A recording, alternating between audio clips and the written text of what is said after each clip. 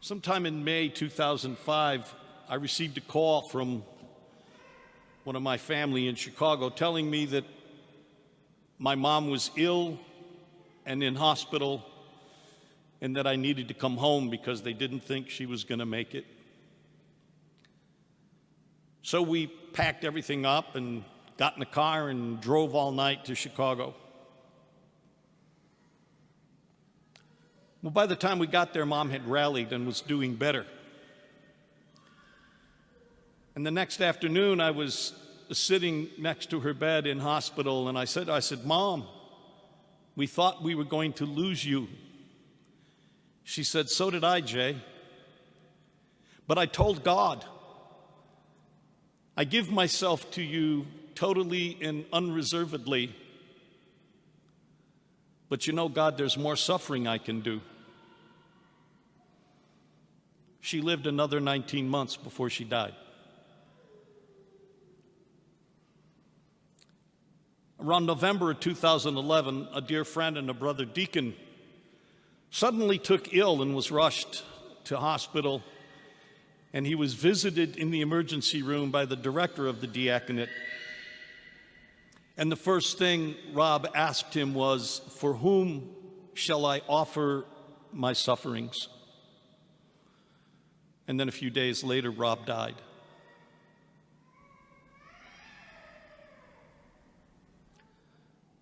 My mom and Rob are two people who understood and accepted the teaching that St. Peter told us this morning. Beloved, rejoice to the extent that you share in the sufferings of Christ, so that when his glory is revealed, you may also rejoice exultantly.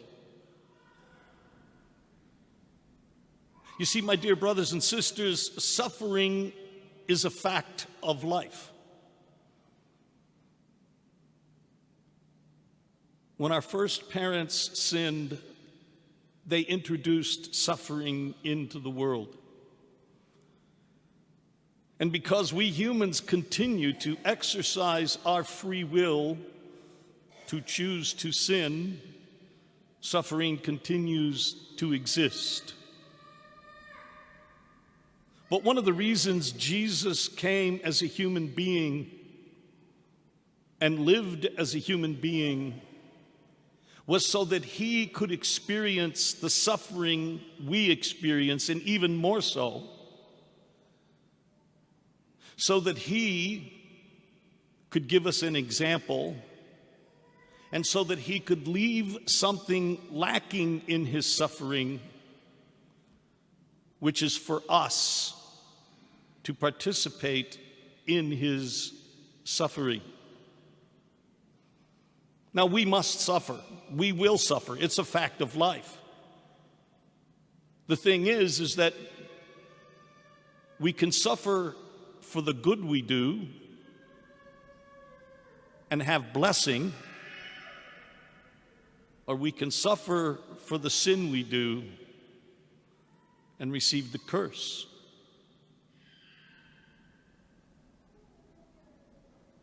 We don't like suffering. We ask, why do good people suffer? We ask, why does God allow suffering? I think it's because, again, he has no choice, because he gives us free will, and because we exercise free will, suffering is a fact of life. But the beauty is that when we suffer, especially when we suffer for doing right, for doing good, for living the Christian life that Jesus calls us to, we can share that suffering with Christ's suffering. We can join our suffering to Christ's suffering, and through that, we can participate not only in our own salvation, but in the salvation of the world. And so when you suffer, And I say when, not if, when you suffer, rejoice.